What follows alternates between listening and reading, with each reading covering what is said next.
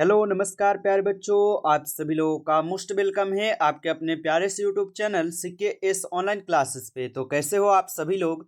उम्मीद करते हैं कि आप सभी लोग अच्छे होंगे और आप सभी लोग की तैयारी जो है बिल्कुल ही अच्छी तरीके से चल रही होगी। तो प्यारे बच्चों, आज के इस क्लास में हम सभी लोग जो है पढ़ने वाले हैं क्लास 12th जियोग्राफी, यानी कि प्यारे बच्चों भूगोल के मोस्ट इम्पोर्टेंट वायरल प्रश्न को देखने वाले हैं, जो कि प्यारे बच्चों आपके 5 फरवरी के एग्जाम के लिए काफ़ी इंपॉर्टेंट है। और 5 फरवरी को आप लोग का ये भूगोल का एग्जाम है और बिल्कुल आप लोग को अच्छे से इन सभी प्रश्न को बना कर भी आना है और अच्छे से आप लोग को इस क्लास में जो भी क्वेश्चन कराए जा रहे हैं उनको आप याद जरूर कर लीजिएगा, क्योंकि ये सभी क्वेश्चन बच्चों वायरल क्वेश्चन है जो बच्चों आपके परीक्षा में सीधे सीधे देखने को मिलेंगे। तो चलिए क्लास को स्टार्ट करते हैं। उनसे पहले यदि आप इस चैनल पर पहली बार जुड़ रहे हो तो आप जो है प्यारे बच्चों इस चैनल को सब्सक्राइब कर लीजिए और सब्सक्राइब करके आप ऑल नोटिफिकेशन को भी ऑल पे दबा के आप जुड़ जाइएगा, जिससे कि जब भी कोई नई क्लास हो बच्चों सबसे पहले नोटिफिकेशन आपके पास पहुंच सके। तो आप इस चैनल को सब्सक्राइब कर लीजिए, साथ ही साथ आप जो है इस क्लास को भी लाइक जरूर कर लीजिएगा। तो चलिए क्लास को स्टार्ट करते हैं और देखिएगा बच्चों क्वेश्चन क्या है, और आप लोग जो है ना चैट सेक्शन में भी आंसर लगाते चलिएगा। तो देखिए यहाँ पे पहला नंबर प्रश्न बच्चों दिया गया है कि निम्नलिखित में से कौन मानव भूगोल का यहाँ पे उपागम है। चलिए बच्चों आंसर लगाएंगे कि निम्नलिखित में से कौन है जो कि मानव भूगोल का उपागम है।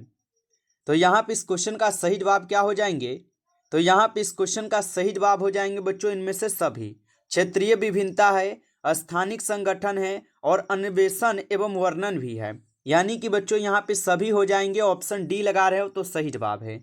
चलिए आगे देखिए, यहाँ पे 2 नंबर क्वेश्चन दिया गया है और क्वेश्चन क्या है कि सैन्य भूगोल मानव भूगोल के किस क्षेत्र से बच्चों संबंधित है। चलिए आंसर लगाइएगा क्या होगा आपका कि सैन्य भूगोल मानव भूगोल के किस क्षेत्र से बच्चों संबंधित है। तो यहाँ पे इस क्वेश्चन का आप आंसर लगाइए क्या हो जाएगा। तो यहाँ पे इस क्वेश्चन का सही जवाब हो जाएंगे प्यारे बच्चों ऑप्शन बी, राजनीतिक भूगोल हो जाएंगे। ऑप्शन बी को यहाँ पे आप सही जवाब कीजिएगा। चलिए आगे देखते हैं और अगला प्रश्न देखिएगा 3 नंबर क्वेश्चन है और क्वेश्चन क्या है आपका कि फेवरेट जो है ना ये संबंधित है। चलिए आंसर लगाइएगा कि फेवरेट जो है ये किससे संबंधित है। तो फेवरेट हो जाएंगे किससे संबंधित, संभववाद से संबंधित है। ऑप्शन ए यहाँ पे सही जवाब दिए गए हैं, संभववाद से संबंधित है। आगे देखिएगा यहाँ पे आपका क्वेश्चन दिया गया 4th नंबर और क्वेश्चन क्या दिया गया है कि निम्नलिखित महाद्वीपों में से किसमें जनसंख्या का यहाँ पे वृद्धि दर सर्वाधिक है। चलिए आंसर लगाइएगा कि निम्नलिखित महाद्वीपों में से किसमें जनसंख्या वृद्धि दर सर्वाधिक है। तो आपको यहाँ पे ऑप्शन देखकर ही पता चल गया होगा कि ये तो यहाँ पे किसका हो जाएंगे, तो एशिया के हो जाएंगे। ऑप्शन ए यहाँ पे सही जवाब है, एशिया के हो जाएंगे। आगे देखिए अगला यहाँ पे क्वेश्चन है कि इनमें कौन संघनतम जनसंख्या वाला जो है ना यहाँ पे क्षेत्र है। चलिए आंसर लगाइए, इनमें कौन है जो कि संघनतम जनसंख्या वाला क्षेत्र हो जाएंगे। तो यहाँ पे कौन हो जाएंगे बच्चों, आंसर लगाइए 5 का। तो यहाँ पर हो जाएंगे दक्षिण पूर्वी एशिया क्षेत्र, जो कि ऑप्शन ए में दिए गए हैं, दक्षिण पूर्वी एशिया हो जाएंगे। आगे देखिएगा यहाँ पर आप लोग का प्रश्न आता है 6 नंबर और क्वेश्चन क्या दिया गया है कि जनसंख्या वितरण को प्रभावित करने वाले सबसे महत्वपूर्ण कारक कौन है। चलिए आंसर लगाइए कि जनसंख्या वितरण को प्रभावित करने वाले सबसे महत्वपूर्ण कारक कौन से हैं। तो याद रखिएगा आप सभी लोग, जलवायु हो जाएंगे। ऑप्शन सी सही जवाब है, जलवायु। अगला प्रश्न देखिएगा आप लोग का क्वेश्चन दिया गया है यहाँ पे और 7th नंबर क्वेश्चन क्या दिया गया है कि निम्नलिखित देशों में से किसका लिंग अनुपात जो है ना सर्वाधिक है। चलिए बताइए आप सभी लोग कि निम्नलिखित देशों में से किसका लिंग अनुपात यहाँ पे सर्वाधिक है। तो सर्वाधिक पूछा है तो लैटविया के हो जाएंगे। ऑप्शन डी यहाँ पे सही जवाब है, लैटविया हो जाएंगे। अगला प्रश्न देखिएगा आप लोग का क्वेश्चन है 8 नंबर और क्वेश्चन क्या है बच्चों कि निम्नलिखित देशों में से किसमें प्रसन्नता को प्रगति का यहाँ पे माप माना गया है। चलिए बताइए कि निम्नलिखित देशों में से किसमें प्रसन्नता को प्रगति का माप माना गया है। तो ये माने गए हैं आपकी किसको, भूटान को। ऑप्शन सी सही जवाब है, भूटान को माना गया है, याद रखिएगा। अगला प्रश्न यहाँ पे आपका आता है 9th नंबर। क्वेश्चन क्या है कि आयु लिंग पिरामिड का संबंध है। चलिए आंसर लगाइए कि आयु लिंग पिरामिड का संबंध किससे हो जाएंगे। तो आयु लिंग पिरामिड का संबंध हो जाएंगे आपके पुरुष एवं महिला जनसंख्या से। ऑप्शन ए सही जवाब है, पुरुष एवं महिला जनसंख्या से है, याद रखिएगा। अगला प्रश्न यहाँ पर आता है आप लोग का 10th नंबर, और क्वेश्चन क्या दिया गया है कि निम्न में से कौन एकल कृषि का उत्पाद है। चलिए बताइए यहाँ पे कौन है जो कि एकल कृषि का उत्पाद है। तो याद रखिएगा आप सभी लोग, यहाँ पे केला, चाय और रबर ये सभी क्या है, तो एकल कृषि का ही उत्पाद है। ऑप्शन डी सही जवाब है, इनमें से सभी हो जाएंगे। आगे देखिएगा यहाँ पर आपका क्वेश्चन है 11th नंबर, और क्वेश्चन क्या दिया गया है कि निम्न में से कौन प्राथमिक क्रियाकलाप से संबंधित है। चलिए आंसर लगाइएगा कि निम्न में से कौन है जो कि प्राथमिक क्रियाकलाप से संबंधित है। तो प्राथमिक क्रियाकलाप से संबंधित हो जाएंगे कृषि, वानिकी और आखेट, यानी कि बच्चों यहाँ पे ऑप्शन डी दिए गए हैं, इनमें से सभी हो जाएंगे, याद रखिएगा। अगला प्रश्न यहाँ पर आपका आता है 12th नंबर, क्वेश्चन क्या दिया गया है कि रबर किस प्रकार की कृषि की उपज है। चलिए बताएंगे आप सभी लोग कि रबर किस प्रकार की कृषि का उपज है। तो याद रखिएगा आप सभी लोग, रबर जो है ये आपके रोपण कृषि की उपज है। ऑप्शन सी सही जवाब है, रोपण कृषि होगा। अगला प्रश्न देखिएगा आप लोग का 30 नंबर क्वेश्चन दिए गए हैं, और 13 क्वेश्चन क्या है कि निम्नलिखित में से किसे कर्तन धन कृषि भी कहते हैं। चलिए आंसर लगाएंगे आप सभी लोग कि निम्नलिखित में से किसे कर्तन धन कृषि भी कहते हैं। तो कर्तन धन कृषि जो है आदिम निर्वाह कृषि को भी बोला जाता है। ऑप्शन बी हो जाएंगे सही जवाब, आदिम निर्वाह कृषि को कहते हैं। आगे देखिएगा यहाँ पर आपका प्रश्न आता है 14 नंबर, 14 क्वेश्चन दिया गया कि विस्तृत व्यापारिक अनाज उत्पादक कृषि जो है नहीं की जाती है। चलिए आंसर लगाइए क्या होगा कि विस्तृत व्यापारिक अनाज उत्पादक कृषि नहीं की जाती है। तो याद रखिएगा आप सभी लोग, ये अमेजन बेसिन में नहीं की जाती है। ऑप्शन बी हो जाएंगे सही जवाब, अमेजन बेसिन होगा। आगे देखिएगा यहाँ पर आपका प्रश्न है कि ब्राजील के कॉफी क्षेत्र को कहा जाता है। चलिए आंसर लगाइए कि ब्राजील के कॉफी क्षेत्र को यहाँ पे क्या कहा जाता है। तो याद रखिएगा आप सभी लोग, ब्राजील के कॉफी क्षेत्र को फेजेंडा कहा जाता है। ऑप्शन ए सही जवाब है, फेजेंडा होगा। अगला प्रश्न देखिएगा आप लोग का क्वेश्चन है, निम्नलिखित में से कौन रोपण कृषि का यहाँ पे उत्पाद नहीं है।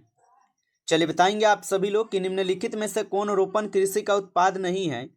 तो आपको यहाँ पे ऑप्शन देखकर पता चल गया होगा कि गेहूं जो है ये रोपण कृषि का उत्पाद नहीं है। ऑप्शन डी सही जवाब है। अगला प्रश्न देखेंगे बच्चों, आप अभी तक इस क्लास को लाइक नहीं किए हो तो आप लाइक जरूर कर लीजिएगा, और नए स्टूडेंट जुड़ रहे हो इस चैनल पे तो आप चैनल को भी सब्सक्राइब करके ऑल नोटिफिकेशन को ऑल पे जरूर दबा के जुड़ जाइएगा। ठीक है, तो चैनल को एक बार आप सब्सक्राइब कर लीजिएगा, और कमेंट में I am new student sir जरूर लिखिएगा। चलिए और क्लास की ओर बढ़ते हैं, और देखिए क्वेश्चन क्या है। क्वेश्चन दिया गया प्यारे बच्चों यहाँ पे कि इनमें कौन आध्यात्मिक खनिज पर आधारित है। चलिए आंसर लगाएंगे कि इनमें कौन है जो कि आध्यात्मिक खनिज पर आधारित है। तो याद रखिएगा आध्यात्मिक खनिज पे आधारित हो जाएंगे सीमेंट उद्योग। कौन है, सीमेंट उद्योग है। ऑप्शन सी सही जवाब है। अगला प्रश्न देखिएगा आप लोग का क्वेश्चन है कि बर्मिंघम जो है ये कहाँ पर स्थित है। चलिए बताइए कि बर्मिंघम कहाँ है। तो बर्मिंघम हो जाएंगे आपके ग्रेट ब्रिटेन में। ऑप्शन बी सही जवाब है, ग्रेट ब्रिटेन में है, याद रखिएगा। अगला देखिएगा क्वेश्चन यहाँ पे दिया गया 90 नंबर, और क्वेश्चन क्या दिया गया है कि निम्नलिखित में से कौन औद्योगिक अवस्थापना का प्रमुख कारक है। चलिए आंसर लगाएंगे कि निम्नलिखित में से कौन औद्योगिक अवस्थापना का प्रमुख कारक है। तो औद्योगिक अवस्थापना का महत्वपूर्ण कारक हो जाएंगे यहाँ पे पूंजी, बाजार और ऊर्जा, यानी कि उपयुक्त सभी हो जाएंगे यहाँ पे। ऑप्शन डी को सही जवाब कीजिएगा। आगे देखिएगा यहाँ पर आपका प्रश्न है बच्चों, उनसे पहले यदि आपको किसी भी प्रकार के नोट्स चाहिए, चाहे आपको जो भी सब्जेक्ट का लेना हो आप ले सकते हो। इसमें क्या क्या मिलेंगे बच्चों, तो याद रखिएगा इसमें आपको पहले सब्जेक्टिव गेसिंग किया गया क्वेश्चन रहेगा। ठीक है, सब्जेक्टिव, और प्लस में आपको इसमें ऑब्जेक्टिव क्वेश्चन भी रहेंगे। ठीक है, तो अगर आप चाहते हो कि गेसिंग किया गया क्वेश्चन आप सब्जेक्टिव प्लस ऑब्जेक्टिव दोनों ले लें, तो आप जो प्यारे बच्चों इस नंबर पे एसएमएस कीजिए और बोलिए कि सर हमें नोट्स चाहिए। ठीक है, इस तरीके से एसएमएस कीजिएगा कि सर हमें नोट्स चाहिए। इस तरीके से एसएमएस करेंगे तो आपको रिप्लाई मिलेंगे, और इसमें याद रखें सब्जेक्टिव प्लस ऑब्जेक्टिव दोनों रहेंगे, और इसका आपको एक सब्जेक्ट का 38 रुपये लगेंगे। आप उसको पेमेंट करके आप इसको लेकर प्राप्त कर सकते हैं। ठीक है, और अच्छे से अपनी तैयारी को कर सकते हैं। चलिए और देखिए यहाँ पे क्वेश्चन दिया गया है। क्वेश्चन है कि उच्च स्तर वाले अन्वेषण से संबंधित क्रियाकलापों को कहा जाता है। तो उच्च स्तर वाले अन्वेषण से संबंधित क्रियाकलापों को क्या कहा जाता है। तो यहाँ पे उनको कहा जाता है प्यारे बच्चों यहाँ पे चतुर्थक क्रियाकलाप। ऑप्शन बी सही जवाब है, चतुर्थक क्रियाकलाप बोला जाता है। अगला प्रश्न देखिएगा, क्वेश्चन है कि निम्नलिखित में से कौन पंचम क्रियाओं से संबंधित है। चलिए आंसर लगाइए कि निम्नलिखित में से कौन पंचम क्रियाओं से संबंधित है। तो यहाँ पे परामदर्शता हो जाएंगे, ऑप्शन डी यहाँ पे सही जवाब है, आप याद रखेंगे।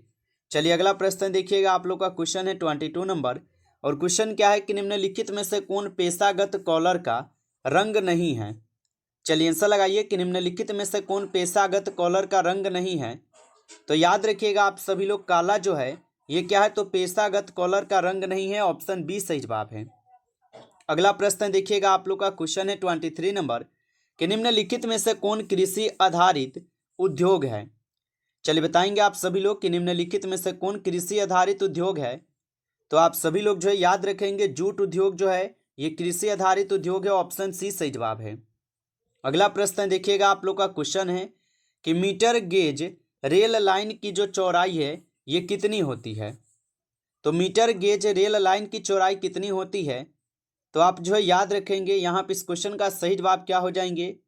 तो यहाँ पे यहाँ पे कोई भी चौड़ाई नहीं बताई गई है, ऑप्शन डी होगा सही जवाब, इनमें से कोई नहीं है।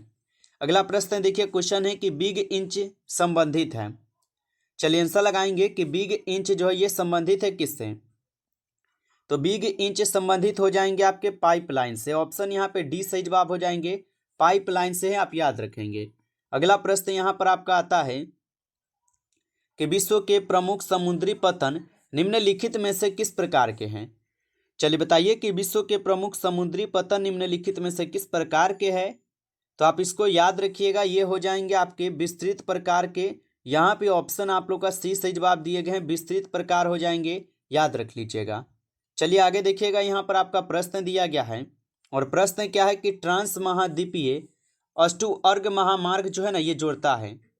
तो ट्रांस महाद्वीपीय अष्टुअर्ग महामार्ग जो है ये किसको किससे जोड़ता है। तो आप याद रखेंगे ये डार्विन को मेलबोर्न से जोड़ते हैं, ऑप्शन बी सही जवाब है, डार्विन को मेलबोर्न से। अगला प्रश्न देखेंगे, क्वेश्चन है एयर इंडिया संबंधित है। चलिए आंसर लगाएंगे कि एयर इंडिया जो ये संबंधित है। तो एयर इंडिया संबंधित है वायु मार्ग से, ऑप्शन डी सही जवाब है, वायु मार्ग से है, आप याद रखेंगे। अगला प्रश्न यहाँ पर आता है कि विश्व व्यापार संगठन WTO की जो स्थापना है ये कब हुई थी। तो विश्व व्यापार संगठन WTO की स्थापना कब हुई थी। तो याद रख लीजिएगा आप सभी लोग, 1995 में, ऑप्शन बी सही जवाब है, 1995 में हुआ था। अगला प्रश्न देखिएगा, क्वेश्चन है कि OPEC organisation of petroleum exporting countries का जो मुख्यालय है ये कहाँ पर है। तो ये हो जाएंगे कहाँ पर, ये हो जाएंगे आपके कहाँ पर, तो वियना में हो जाएंगे, ऑप्शन ए करेंगे सही जवाब, वियना में है, आप सभी लोग याद रखिएगा। अगला प्रश्न यहाँ पे आता है आप सभी लोग का 31 नंबर कि भारत जो है ना ये सदस्य हैं। चलिए बताइए कि भारत जो है ये किसका सदस्य है। तो भारत सदस्य है आपके साप्टा का, ऑप्शन ए सही जवाब है, साप्टा का है, याद रखेंगे। अगला प्रश्न देखिएगा, क्वेश्चन है कि दो देशों के मध्य व्यापार जो है ना ये कहलाता है। चलिए बताइए आप सभी लोग कि दो देशों के मध्य व्यापार क्या कहलाता है। तो दो देशों के मध्य व्यापार अंतर्राष्ट्रीय व्यापार कहलाते हैं, ऑप्शन डी सही जवाब है, अंतर्राष्ट्रीय व्यापार होगा। आगे देखिएगा, यहाँ पे प्रश्न है कि सड़क के सहारे किस प्रतिरूप की जो बस्ती है मिलती है। चलिए बताएंगे आप सभी लोग कि सड़क के सहारे किस प्रतिरूप की बस्ती मिलती है। तो याद रखिएगा रेखीय हो जाएंगे, ऑप्शन सी सही जवाब है, रेखीय होगा। अगला प्रश्न यहाँ पे आता है आप सभी लोग का, और क्वेश्चन क्या है कि सन्नगर शब्द का प्रयोग किसने किया था। चलिए बताएंगे कि सन्नगर शब्द का प्रयोग किसने किया था। तो सन्नगर शब्द का प्रयोग किए हुए थे आपके पैट्रिक गिडिज, ऑप्शन ए सही जवाब है, पैट्रिक गिडिज किए थे। अगला क्वेश्चन देखेंगे, आप लोग का क्वेश्चन है, और क्वेश्चन क्या दिया गया आप सभी लोग का कि मिलियन सिटी की जो जनसंख्या होती है। तो मिलियन सिटी की जनसंख्या होती है, तो मिलियन सिटी की जनसंख्या होते हैं 10 लाख से अधिक। तो ऑप्शन यहाँ पे सी सही जवाब है, 10 लाख से अधिक हो जाएंगे, ऑप्शन सी को सही जवाब कीजिएगा। नमस्कार प्यारे बच्चों, इस क्लास में टॉप आपके 35 क्वेश्चन थे। यदि आपको क्लास अच्छा लगा हो प्यारे बच्चों, तो आप जो इस क्लास को ज़्यादा से ज़्यादा एक बार लाइक जरूर कर लीजिएगा, और चैनल पे पहली बार जुड़े हैं तो आप जरूर चैनल को सब्सक्राइब करके ऑल नोटिफिकेशन को ऑल पे दबा लीजिएगा, ताकि जब भी बच्चों क्लास स्टार्ट हो नोटिफिकेशन सबसे पहले आपके पास पहुँच सके। तो आप इस चैनल को सब्सक्राइब कर लीजिए, और अगर आपको नोट्स लेना हो आपको तो आप इस नंबर पे एसएमएस कीजिए और बोलिए कि सर हमें नोट्स चाहिए, ठीक है। इस तरीके से एसएमएस करेंगे जिससे कि आपको रिप्लाई मिलेंगे और आप अपना सब्जेक्ट बताकर और अपना विषय बताकर आप सभी लोग जो है ना ले सकते हो नोट्स को, ठीक है। तो चलिए बच्चों, फिर मिलते हैं आपसे एक नेक्स्ट टॉपिक के साथ नेक्स्ट क्लास में। तब तक के लिए सभी प्यारे बच्चों को टेक केयर, अच्छी तरीके से तैयारी करते रहिए।